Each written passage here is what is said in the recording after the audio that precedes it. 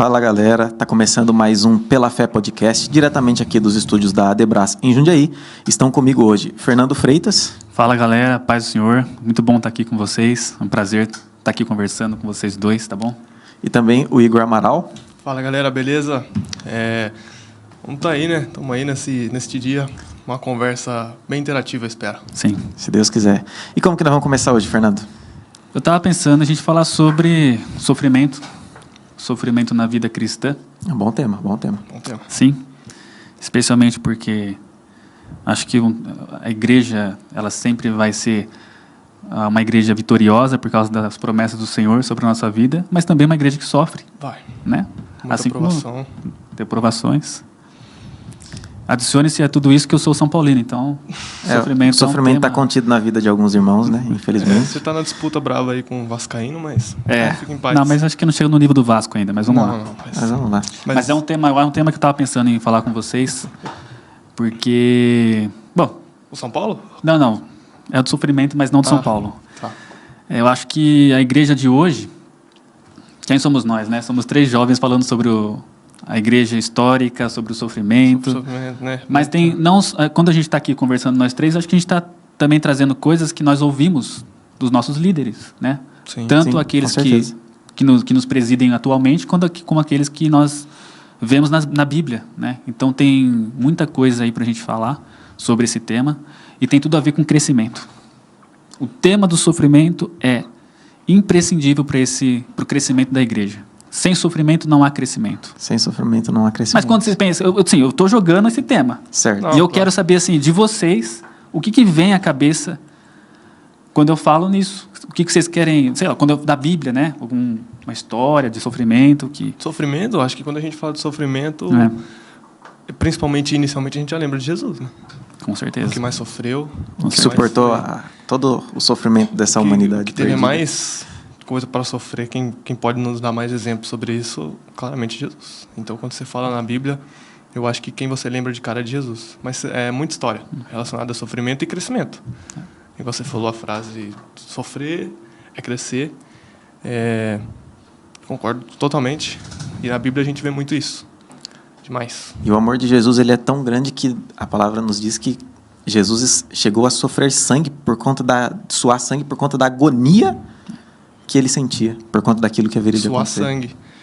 Hoje em dia, né, eu vi assim, né, na verdade, numa escola bíblica dominical que eu fui, e a gente estava estudando sobre Jesus, né, como Messias, Jesus como mestre, e falou, né, sobre isso. Jesus chegou a suar sangue. E aí, trazendo para os tempos modernos, né, como é que a gente fala, os cientistas, os estudiosos, dizendo mesmo, para você chegar a suar sangue, o quanto você tem que sofrer para acontecer isso, né? Então, mesmo hoje em dia, as pessoas tendo 2 lados, 3 lados, a relação é disso, todo mundo sabe o quanto Jesus sofreu, né? E até o povo de hoje relacionar isso, suar sangue É um fenômeno pesado. muito raro mesmo, né? É pesado. É pesado. Para você chegar a suar sangue, o estresse tem que ser extraordinário, tem que ser um momento que concentra muito sofrimento mesmo. É muito raro. Mas é uma coisa registrada pela medicina. Você que, Fernando, que trabalha mais com essa área da mente, qual é o nível de, vamos dizer assim, de estresse mental que essa pessoa tem que ter para ela atingir um nível como esse? Então, o nível de estresse, né, a gente mede ele. O primeiro ponto é quando você tem um sofrimento que impede que você funcione em alguma área da sua vida, esse é o primeiro, vamos dizer assim, parâmetro para a gente dizer, olha, esse estresse que você está passando, ele está sendo excessivo, né? Agora, o nível de estresse a ponto de o seu corpo expressar o suor de sangue é algo que, particularmente, eu nunca vi. Né? Eu nunca atendi nenhum caso assim. Não estudei na literatura, eu sei que tem esse fenômeno, como eu falei para o Igor, ele é registrado na medicina, ele tem um nome específico, não vou lembrar agora qual que é, mas eu não sei o que seria necessário, né, para disparar esse tipo de reação na pessoa. Eu sei, é lógico que é algo que a gente pode dizer, é uma sobrecarga que se considera muito maior do que ela está... do que às vezes ela considera que é algo muito maior do que ela pode suportar. Ela pode ter essa interpretação no momento de tão grande que é o estresse nessas horas. Hematidrose é o nome. Ah, é? Hematidrose? Cientificamente. Agora, Você começou falando sobre o sofrimento, e aí você disse também que sem sofrimento Não há crescimento. não há crescimento. Então, o caminho do cristão, ou seja, nós temos que ter a compreensão básica de que a gente vai passar por momentos de dificuldade. E aí eu trago isso dentro dessa visão, que o que nós devemos fazer? Como proceder diante de uma dificuldade, diante de uma adversidade na vida cristã? O que vocês pensam sobre isso? Qual seria, ou características que o cristão, enquanto pessoa comum que passará por dificuldades, deve desenvolver nele para ele suportar? Pode falar. Posso falar? Primeiro de tudo, começa com a consciência, ou, até mais especificamente, autoconsciência. Como assim? Você está passando por um momento de dificuldade, qualquer que seja ela, qualquer sofrimento. Você consegue fazer a leitura correta desse momento na sua vida? Você consegue compreender o porquê que você está passando por esse sofrimento? Às vezes você não vai entender o porquê desse sofrimento, mas você vai entender que a gente está falando da vida cristã. Né? Então, todo sofrimento, a gente sabe que existe algum propósito para edificação da nossa vida. Todo sofrimento, para o cristão, é para a sua edificação. De início, você pode perguntar por quê? Por que eu estou passando isso? Por que eu estou passando aquilo? Ainda que você não tenha resposta específica, você sabe o porquê geral, por assim dizer. É porque Deus está promovendo o seu crescimento. Meu celular, eu vou tirar o som. Certo, excelente. Até pela palavra que a gente costuma usar, aprovação, né? A prova. Isso. Literalmente a prova. Todo sofrimento na vida do crente, do cristão, é uma prova. É uma prova. Deus Começa tá por aí. provando. Se você perguntou isso, vamos para o Jó. História de Jó, outra história. Eu ia falar sobre isso agora, eu estava pensando nisso, da forma do sofrimento de Jó e como isso ajudou ele a conhecer o Senhor. Né? Como ele cresceu com isso. Porque ele mesmo disse que no começo ele só conhecia o Senhor de ouvir falar. Mas, ao mesmo tempo, ele pôde, através da aprovação, se apresentar de uma outra maneira. Aliás, o Senhor se apresentou a ele de uma outra maneira. E tanto é que as palavras de Jó foram enriquecedoras, porque ele disse: eu sei que o meu Redentor vive. Depois de ter suportado as provações, as dificuldades da vida que foram proporcionadas para ele enquanto cristão. Então, ao menos duas finalidades a gente vê aí na história de Jó. Primeira, provação de testar a fidelidade de Jó. Até que ponto a sua fidelidade a Deus está condicionada àquilo que você tem, seja afetivamente, seja materialmente. Porque ele perdeu bens materiais, funcionários, ele perdeu familiares, ele perdeu os filhos dele. Os 10 filhos dele morreram. Olha que forte isso. A fortuna foi toda levada. Ele era o homem mais rico da sua época. Então, até que ponto a sua fidelidade está condicionada ao que Deus te deu? Essa é a primeira finalidade. Segunda finalidade, intimidade. É o que você falou. No final do sofrimento de Jó, mas ele teve que suportar muita coisa. No final do sofrimento, lá para o final mesmo, Deus se manifestou poderosamente de dentro de um redemoinho. E aí, então, foi um encontro poderoso de intimidade com o Senhor, como você falou antes. Um crescimento, né? Crescimento, justamente. Essa é a palavra, crescimento. De vivenciar essas coisas que você cresce. Então, a igreja que sofre é a igreja que cresce. A igreja que sofre é a igreja que cresce, sim. Porque se a gente olhar, quando a gente olha em Atos, Jesus diz ao povo que ficasse em Jerusalém, até que eles fossem revestidos de poder. Em Atos 2, acontece a descida do Espírito. Em Atos 3, aonde está o povo? Em Jerusalém. Atos 4, em Jerusalém. Atos 5, em Jerusalém. Atos 6, em Jerusalém. Atos 7, em Jerusalém. Em Atos 8, acontece a perseguição de Estevão. Ele é morto. E aí a igreja se espalha pela Samaria, Judeia e até os confins da terra. A igreja precisou ser perseguida e ter sofrimento para que ela pudesse avançar no caminho dela. Enquanto ela permaneceu parada, enquanto ela teve vida de paz, ela não prosperou. Mas a adversidade que se levantou a favor da igreja, porque eu vejo que, apesar de Estevão ter sido um mártir que sofreu por conta da igreja de Cristo, ela também foi necessária para que a igreja se despertasse a ir até os confins da terra e cumprir a mensagem que Cristo disse a eles, né? Ficar em Jerusalém até que do alto sejais revestidos de poder. E o que já traz para nós agora que, para que eu tenha e suporte o sofrimento da vida cristã, eu tenho que estar cheio do Espírito de Deus. Porque sem Ele, eu não poderia suportar. Glória a Deus. É como se tivesse estagnado, né? Como se tivesse estagnado e para movimentar, e Deus sabe como fazer isso. E ele usa, né? Ele tem diversas maneiras de usar. E o Espírito de Deus, ele é um dínamo renovador. Mas olha ele usa dínamo renovador. cada coisa que... Não, é isso, né? Ele usa o que ele consegue ali através da pessoa, o que mexer com a pessoa, o que faz a pessoa refletir, parar, pensar, porque estava estagnado, a igreja ali estagnada, e Deus usou o sofrimento para todo mundo se ligar, né? Eu acho que é isso que ele faz mesmo. Despertar, né? Eu mesmo, assim, por experiência, posso dizer que Deus, ele age dessa maneira, Deus opera dessa maneira. O sofrimento todo ali, que a gente estava falando de Jó, foi com propósito. Igual o Fer falou, todo sofrimento vem com propósito. Então, todo sofrimento que a gente sofre vem com propósito. Parafraseando você, a igreja que sofre, cresce. É a igreja que cresce. Eu acredito que sim. Exatamente. Mas o Igor falou uma coisa importante aí, né? Também, lógico. Deus pega uma área que mexe com você.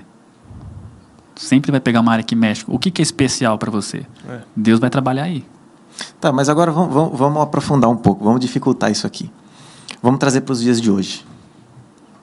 O que um jovem ele tem que fazer para suportar a frustração enquanto cristão e continuar na caminhada? Porque o que a gente vê hoje é que durante o passar dos dias as pessoas vão se frustrando até com coisas simples. Eu não fui bem no vestibular, eu não fui bem sucedido num relacionamento. Sim. Isso vão frustrando, vão criando frustrações que a pessoa não consegue... Vai se entristecendo, vai ficando cabisbaixa. Né? Exatamente.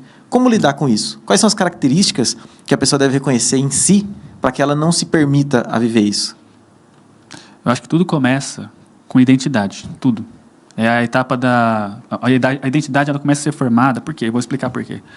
A identidade, ela começa a ser formada principalmente quando a gente está naquela fase em que a vida adulta ainda não propriamente veio, né? Estamos sob os cuidados dos nossos pais, mas a gente está chegando a um período de maior autonomia. A base da adolescência, né, praticamente, é ali que se forma mais a identidade.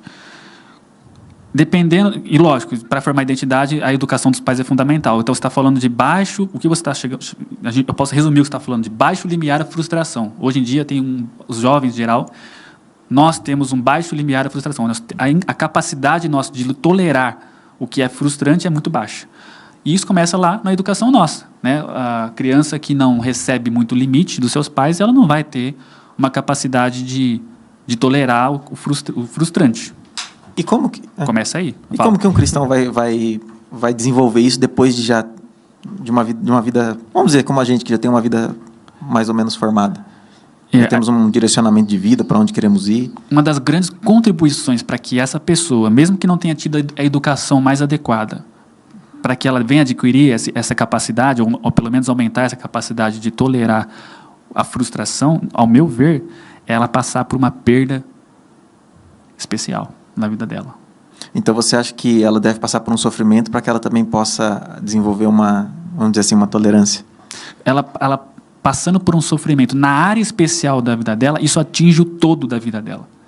Isso vai ter um efeito sobre o comportamento dela em todas as áreas da vida dela. É que no começo ela sofre, depois ela aprende para não acontecer de novo, como se fosse isso, né? Como se ela criasse um casco em volta de tal sentimento, de tal sofrimento, para evitar de sofrer de novo. Eu acho que o ser humano ele vive assim, né? Ele vive e aprende. A gente vive e aprende. Qual é a esperança em Cristo que a pessoa que sofre deve olhar?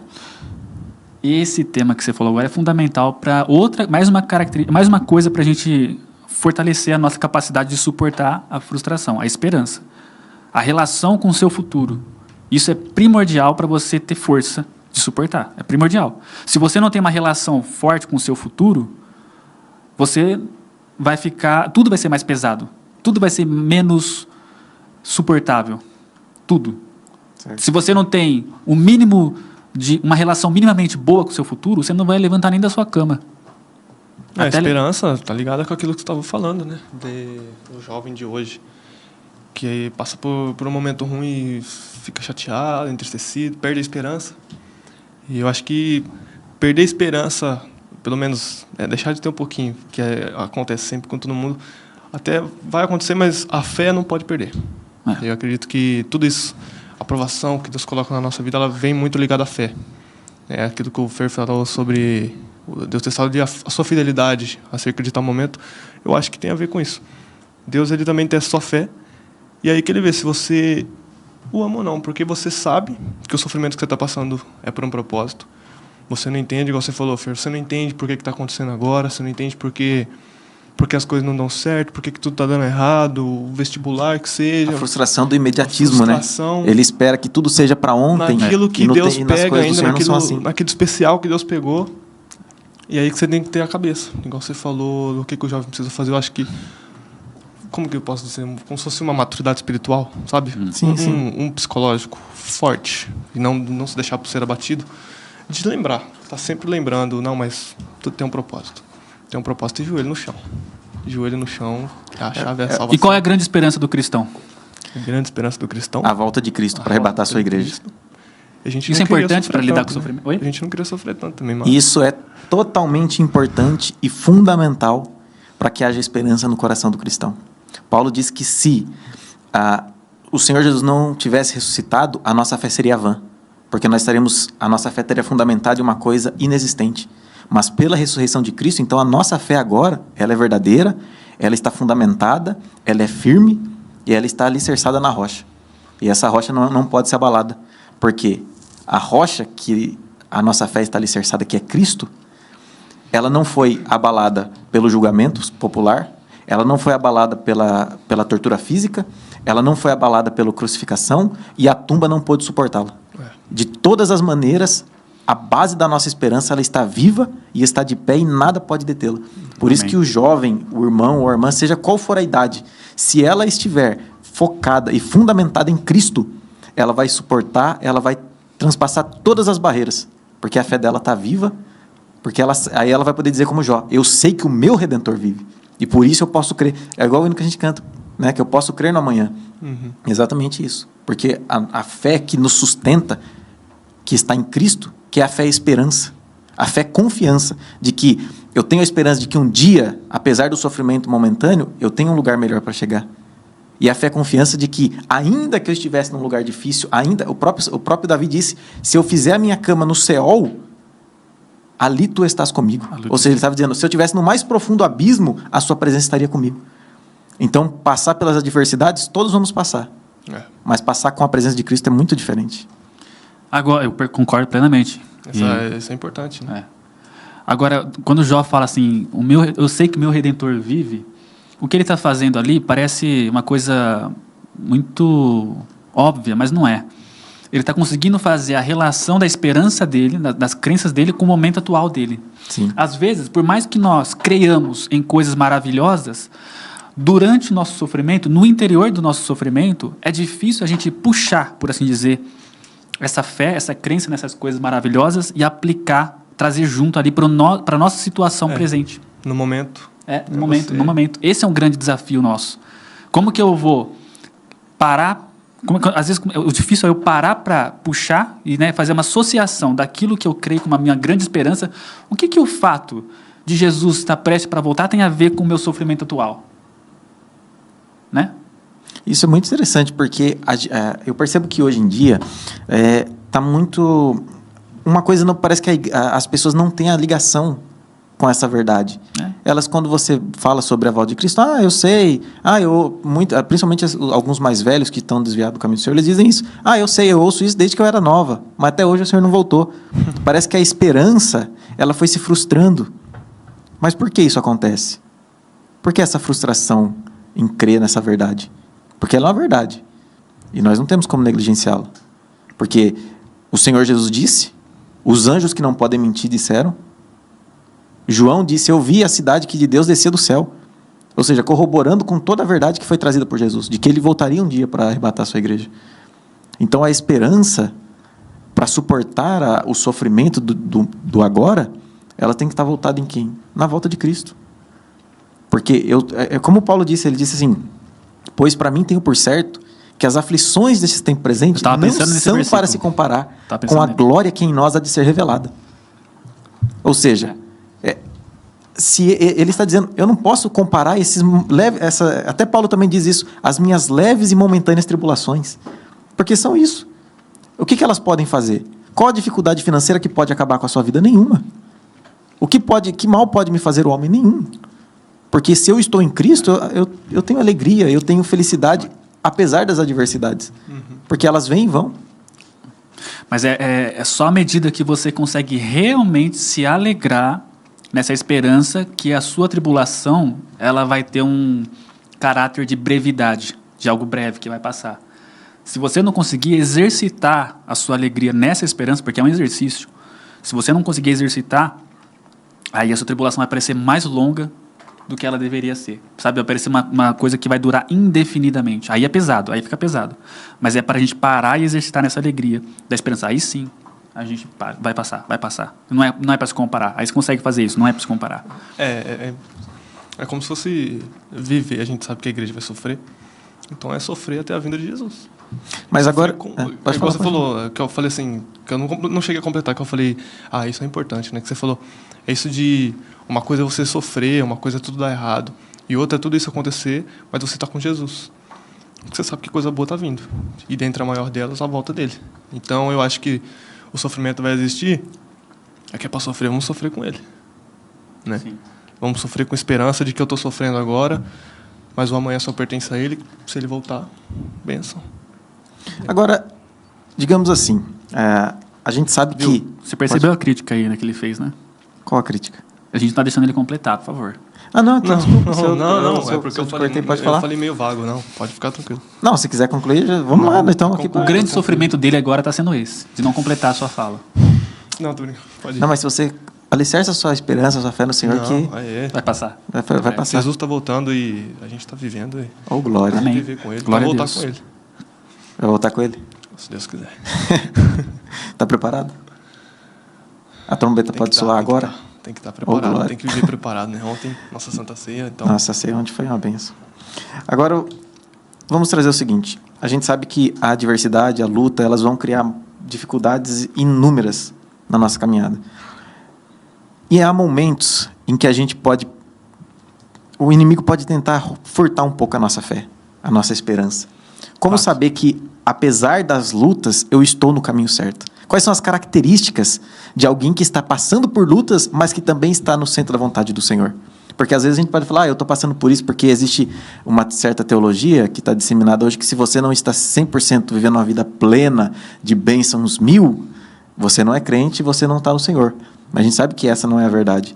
Então, quais são as características de alguém que está passando por dificuldades, mas que também está no caminho do Senhor, que está na presença e está agradando ao Senhor? Antes de você falar, Fer, só porque você recapitulando, eu não entendi não. Você falou agora aí a última frase que eles estão falando que tem que viver uma vida 100% na bênção. Como assim? É porque existem algumas teologias aí que funcionam assim. Porque, assim, só para identificar o meu manifesto.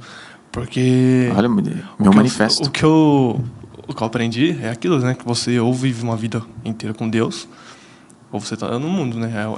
Não tem um pé lá, é um pecar.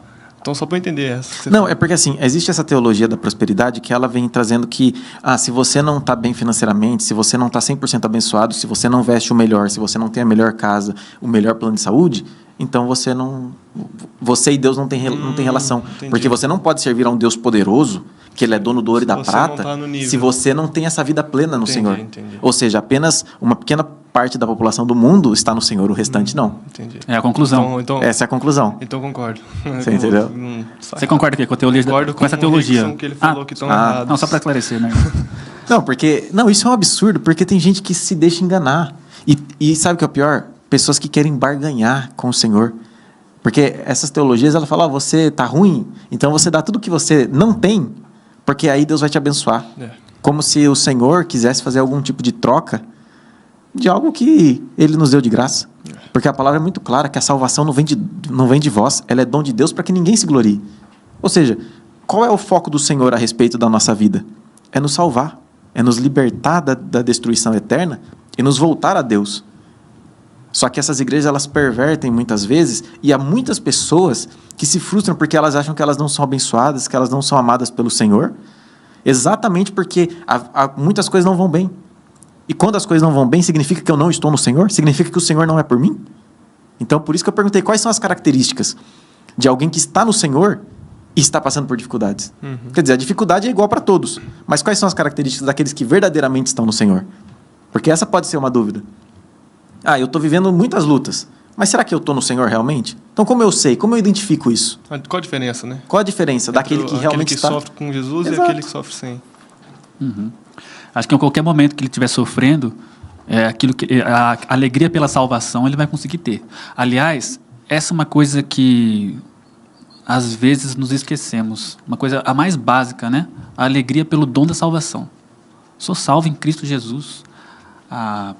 Pastor Caires falou na Santa Ceia, né, que o crente ele está sempre alegre. E o estar alegre não é estar sempre sorrindo. É ter essa paz, essa tranquilidade. Né, de que no fundo você é salvo por Cristo Jesus. Uhum. Né, então o crente, o cristão, que ele passa por essas dificuldades, uma característica dele é que ele vai conseguir exercer essa alegria, essa paz ainda. O Espírito Santo, ele vai conseguir receber essa paz do Espírito Santo. Ele vai conseguir confiar em Deus. Então você está querendo dizer que a primeira característica que a gente vê de alguém que está no Senhor é que, apesar da adversidade e da luta, ela consegue se alegrar em coisas simples. Consegue trazer uma alegria, né? Como, por exemplo, se ela ouve um hino em que diz que o Senhor é grande, que ele é tremendo, isso já vai trazer a ela alegria, independente da situação que está à volta dela. Até a pessoa que passa por uma dificuldade, que está passando agora, que está ouvindo a gente, passando por dificuldade, e escuta a gente falando, mas a gente sabe que Deus, ele sabe de todas as coisas, e que a gente passa por sofrimento, mas é que Deus está te provando, porque você vai vencer, e isso gera uma alegria dentro da pessoa, né?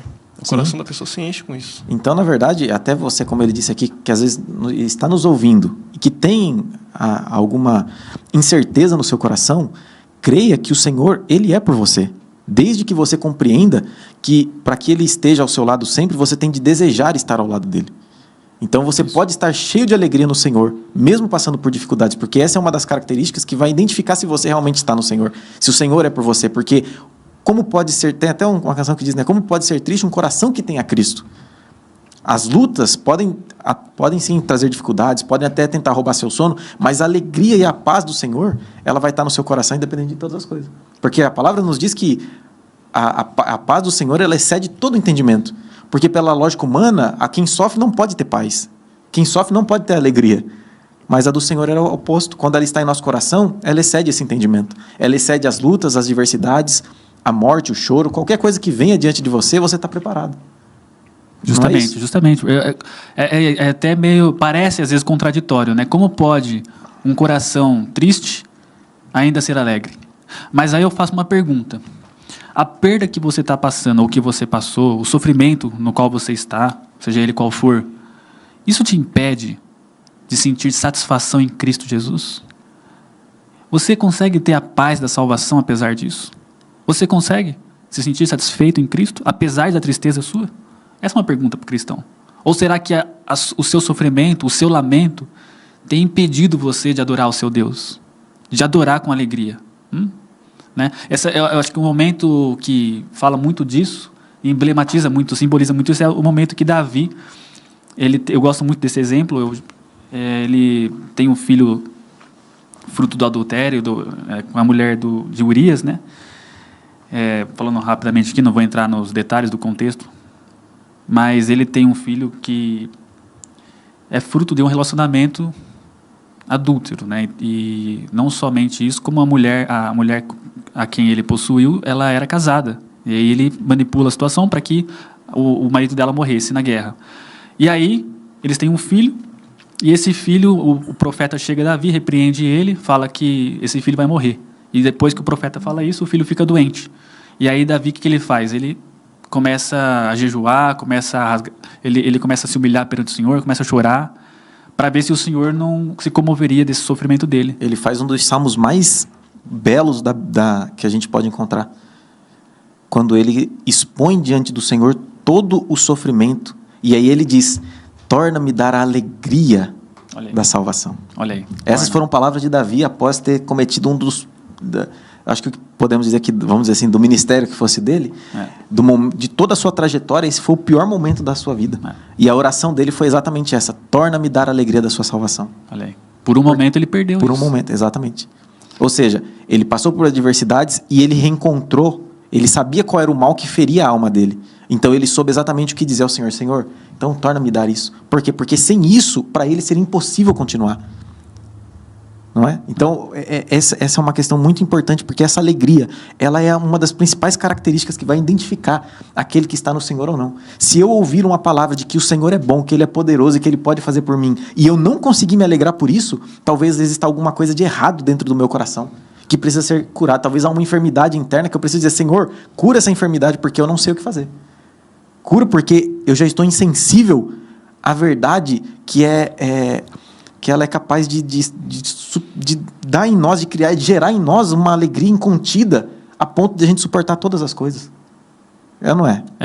Eu acho muito bom você falar isso. Porque às vezes tudo que a gente precisa é confessar para Deus que a gente não consegue mais. Exatamente. Chegou no limite, que eu não estou conseguindo. Deus, eu perdi essa alegria. Confessa, seja sincero. Às vezes nós perdemos essa sinceridade diante de Deus.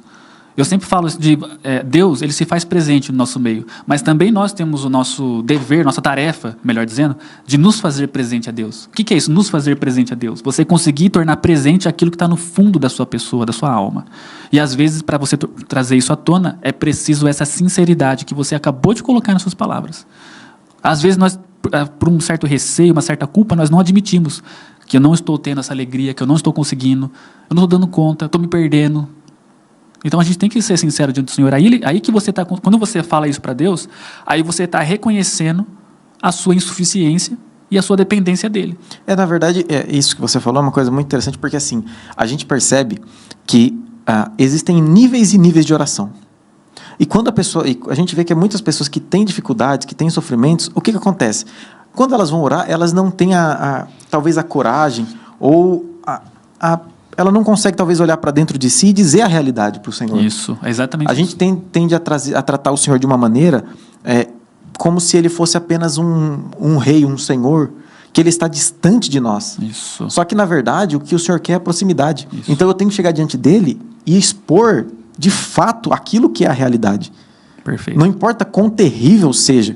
Davi, diante do Senhor, ele trouxe o adultério. Ele matou uma pessoa. Ou seja, assassinato, adultério, tudo isso ele trouxe e abriu seu coração. Senhor, essa é a podridão que está dentro de mim. E às vezes a gente não consegue, a gente não tem coragem de chegar diante do Senhor. Então um conselho que eu dou a você que nos ouve agora é isso, que se você se encontra num momento de dificuldade, a primeira coisa que você tem que dizer ao Senhor é: Senhor, o meu problema está aqui. Essa é a minha realidade, é isso que eu estou dizendo. Né? Porque a palavra diz que conhecereis a verdade e a verdade vos libertará. Agora, se eu chego diante daquele que tem autonomia para fazer e eu não digo para ele qual é a verdade, como ele pode me ajudar? Uhum. Se eu mesmo não tenho coragem de dizer onde está o meu problema. Tem até um hino, um corinho que a gente cantava: conta para Jesus onde é a sua dor. Ótimo. Ele é o remédio, confia no Senhor. Só que eu chego diante do Senhor e eu não tenho coragem de dizer: olha, Senhor, a podridão da minha vida é essa. Toma providência porque eu não posso fazer. Então a gente precisa ter essa sinceridade e conhecer que o Senhor, Ele está aberto, Ele está pronto a ouvir a todos quantos precisarem dEle. E não há nada de terrível que possa deixar o Senhor indignado ou com um olhar de... o surpreenda, né? Não há nada. Até porque antes mesmo, para vocês terem uma noção, veja bem, olha o mistério. O Senhor sabia quando Adão pecava no jardim. Quando o Senhor vem pelo cair da tarde, que Ele chama por Adão... Adão. E Adão não responde. Então Ele chama outra vez. Aí o que acontece? Adão diz a Ele: Senhor, eu te ouvi. Eu ouvi a tua voz soar no jardim e temi. Aí, por quanto estava nu, Ele disse para o Senhor. Aí o Senhor indaga Ele. Mas para você ver, o Senhor já sabia, mas o Senhor indaga Ele: como você sabe que estava nu? Porque o Senhor queria o relacionamento de que Adão tivesse a liberdade de chegar diante do Senhor e falar: olha, eu temi porque eu estava nu, porque eu pequei, porque eu comi o fruto. Mas Adão não chega dizendo para ele: olha, aconteceu isso, isso e isso. Não, Adão chega primeiro, ele teme, depois ele ouve, aí ele se esconde, aí ele teme, aí ele responde depois, para daí então o Senhor ter que indagá-lo o que estava acontecendo, para que daí ele... Como se ele quisesse omitir, né? Exatamente. Ele não chegou para o Senhor com o coração aberto, mas o Senhor teve que ir no profundo dele. Mas por quê? Quem disse que você estava nu? Aí Adão teve que falar: não, é porque, né, a gente... Você acha que se Adão... né? Você acha que se Adão tivesse tido uma atitude diferente logo de cara, você acha que as coisas seriam diferentes? Você acha que Deus talvez não tivesse expulso do paraíso? Eu acho que é uma conjectura aí, uma coisa mais hipotética, não tem nada a ver. Bom, se a gente É só um parênteses que eu estou abrindo uma curiosidade Claro. aqui. Irmão. Não, mas vamos lá. Na verdade, se a gente for parar para pensar sobre isso, há possibilidade. Porque quem é que está pronto a salvar? Ia mudar toda a história. Você complicou a nossa vida, hein, Adão? Podia ser diferente, hein, cara? Talvez se ele tivesse, no primeiro soar da voz do Senhor no jardim, ele tivesse se manifestado como aquele, acho que está em Marcos capítulo 1, se eu não me engano, versículo Você 8. quer que eu cheque aqui ou não? Ou deixa? Não precisa. Que diz assim, e descendo ele do monte, falando a respeito de Jesus, Certo. seguiu uma grande multidão. Eis que vem o leproso e o adorou, dizendo, Senhor, se queres, podes tornar-me limpo. E Jesus, estendendo a mão, tocou, dizendo, quero ser limpo. E ele ficou imediatamente curado da lepra. O que ele fez? Ele não esperou por ninguém. Ele não esperou que alguém chegasse ou que alguém contasse para o Senhor. Ele já chegou, Senhor, se queres, podes me tornar limpo. Já foi direto. Já foi direto, ele foi direto na fonte da salvação. Ele não buscou uma cisterna rota para saciar a sua necessidade. Por quê? A gente sabe que pela lei que havia no povo de Israel, o leproso ele não podia estar perto do povo. Mas Jesus vinha com uma grande multidão. E ele sabia que a reação do povo para aquilo seria apedrejá-lo. Mas o que ele pensou nesse momento? Eu já estou morrendo mesmo. O que vai mudar? Entre morrer agora apedrejado ou daqui 5 minutos, não muda nada. Mas eu sei que se eu chegar a ele pode me transformar agora. E foi exatamente o que Adão não fez. Adão foi totalmente o oposto. Talvez se Adão, no primeiro Adão, ele já tivesse... Oh, Deus, desculpa. Senhor, tem misericórdia da minha alma, porque Foi mal. eu fiz o contrário. Quem sabe, né? Talvez toda a história teria sido diferente. Porque o Senhor tem poder para desenhar Prefiro nem a história. prefiro nem pensar nisso. Melhor não O que a gente costurar, perdeu se Adão porque- tivesse feito porque diferente? Senão, a gente sofre Então, mais ainda. então Mas não tô magoado com o Adão, não, tá? Quando chegar no não. céu, não Adão, quero... você está perdoado. Perdoado, não quero entrar. Eu quero entrar no céu, não posso ter ira no meu coração. Não pode. Se tiver manchado as vestes brancas, não entre. Não posso, não. Perdoado, Adão, tá perdoado. Perdão é um bom tema, viu? Perdão é um tema muito bom que a gente também pode trazer aqui pra gente debater isso aí. Perdão é um tema... Porque há quantas pessoas que têm raiz de amargura, coisa de tantos anos atrás. Hoje em dia ainda, então, a pessoa sentir uma amargura de alguém é papo. Agora, a amargura não pode ser um sofrimento atual da vida cristã? Amargura? É. Especificamente amargura. Amargura. Amargura no coração de algo que se passou, de histórias do passado que não foram superadas. É um sentimento, às vezes, de remorso que você não consegue superar, né? Culpa excessiva. Com certeza é um sofrimento. É um sofrimento, exatamente. Com certeza. Né? E aí, como lidar com isso? Como lidar com todos esses sentimentos, né? Primeiro de tudo é você reconhecer. É o que eu falei lá no comecinho da nossa conversa. Tudo começa com a autoconsciência, com o seu conhecer-se a si mesmo. Inclusive, algo também instigado pela própria Bíblia. Não é porque o psicólogo está falando para se conhecer, não é isso? Psicólogo a gente sabe, né? Toda vez Não, mas tem enfim. que ter essa historinha. Sempre tem que fazer uma autopromoção aqui do trabalho. Eu não precisava falar psicólogo. A própria palavra de Deus, ela sempre nos fala, de modo direto ou indireto, sobre a necessidade de você ter consciência do que você está fazendo, do que você está fazendo, das suas próprias atitudes. A gente acabou de falar de Adão, né? Adão, se ele parasse para ter essa autoconsciência, peraí, eu estou diante de um Deus todo-poderoso, que tudo sabe, e eu pequei contra ele, será que não é melhor? O que eu estou querendo fazer aqui? Eu estou querendo omitir algo dele, ou seja, ele não parou para ter essa autocrítica, né? Nesse caso é autocrítica, mas você está falando assim, e aí, como que a gente lida com esses sentimentos amargos, né? Alguma coisa, primeiro de tudo, reconhecer uma culpa. Então, olha só, às vezes é difícil para você parar e olhar o que exatamente você está sentindo. Tem um salmo que diz, que é lá no começo, acho que é o salmo, eu não vou me lembrar o salmo, não vou nem arriscar, senão... Ele diz, não se ponha o sol sobre a vossa ira. Basta o mal o seu dia. Irai-vos e não pequeis. Né? Converse com o seu coração sobre a vossa cama, né? Mas não deixe que o sol se ponha sobre a sua ira. Ou seja, não deixe que um sentimento seu ele seja levado adiante para o dia seguinte. Uhum. E o que ele fala? O salmo vai falar isso, você pode ver lá. Ele vai falar... Converse com o seu coração antes de você dormir. Então, a própria Bíblia, às vezes, ela instiga o diálogo consigo mesmo. E para você ter um diálogo consigo mesmo, é para esse fim, para você conseguir trabalhar esse sentimento dentro de você. Vai ter momentos, não é sempre, mas vai ter momentos na sua vida que você vai precisar trabalhar o sentimento. E nessa correria nossa de hoje em dia, muito mais difícil você parar para trabalhar os sentimentos. Porque tem tanta... Às vezes não é nem só pela correria. É pela correria do trabalho, para estar com a família, e também pelos diversos, vamos dizer assim, atrativos da modernidade, da tecnologia, que vai fazer com que você não lide com seus sentimentos diretamente. Mas a Bíblia fala assim, isso foi um exemplo que eu dei, tem outros exemplos que a Bíblia fala para você ter esse autoconhecimento. Tudo começa aí. Então, identificar os sentimentos. Que sentimento eu tenho, exatamente? Ah, é esse sentimento aqui, peraí. É esse, por que eu tenho ele? Em que momento da minha história eu tive isso? À medida que você vai tendo esse autoconhecimento, essa autoconsciência, você consegue colocar isso mais abertamente para o Senhor.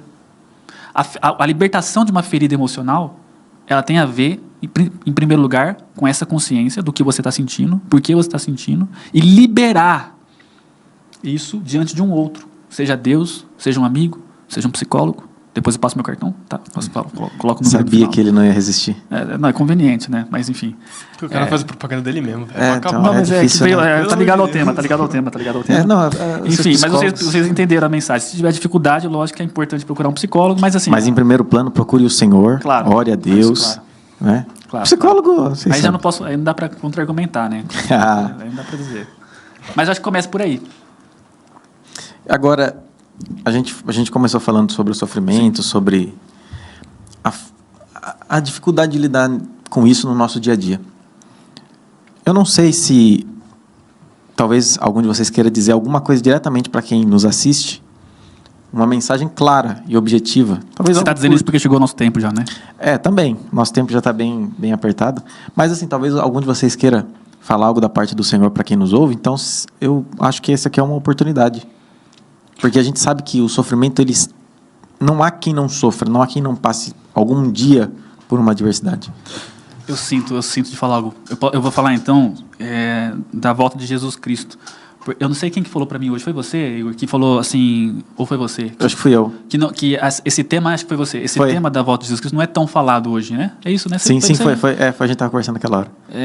Eu sinto da parte de Deus de encorajar todos nós de colocar o nosso coração nesse lugar onde a volta de Jesus é iminente.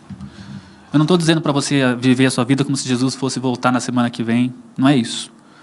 Mas no seu coração, irmão, irmã, viva de tal modo que, lógico, isso para mim também, eu tenho que aplicar isso para mim. Isso não está garantido para mim, é algo que eu tenho que exercitar também. Viva de tal modo que, pelo menos, não deixe o seu dia passar sem que você se coloque nesse lugar, por assim dizer, onde você sabe que mais perto do que tudo está a volta de Jesus. Mais perto. Não sei o problema que você passa às vezes, mas pense assim, em primeiro lugar, você está diante da celebração da justiça. Você está diante daquela festa que vai acontecer no céu. É isso que está na sua frente agora. É isso. Se não for isso que está na sua frente, pare e pense, cante hinos, ore a Deus, mas exercite, né, a sua fé nessa direção, para você conduzir a sua alma nesse lugar onde Jesus Cristo está voltando em breve. De verdade, está perto, mais perto que tudo. Mais perto que todos os seus problemas. Mais perto que todos os seus projetos. É uma coisa para a igreja exercitar mais. Né? Para eu exercitar mais. É isso. Amém? Amém. E você, Igor, quer falar alguma coisa para quem nos ouve? Só um adendo, assim. Tem uma frase que o pastor Emerson ele falou para a gente num culto, acho que Santa Ceia, que ele falou que... Acho que tá ligado. O pastor Emerson falou uma frase que mexeu muito comigo, que ele falou que Jesus está voltando para buscar a igreja, mas será que é essa igreja que ele está vindo buscar? Foi na ceia passada, não foi? Foi na ceia retrasado, mês passado, porque foi ontem, né? Então retrasado. E dessa frase a única coisa que eu consigo pensar é: será que a gente está se preparando para a volta de Jesus mesmo? Será que a gente até tem esse pensamento, né? Jesus está voltando, Jesus está voltando. Sim. Mas a gente se prepara, né?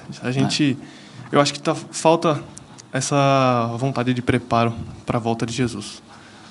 Então, se for para dizer ao público, seria só para a gente continuar vigiando e orando como se fosse andar na linha, porque a volta dele está próxima e sinais disso existem vários hoje.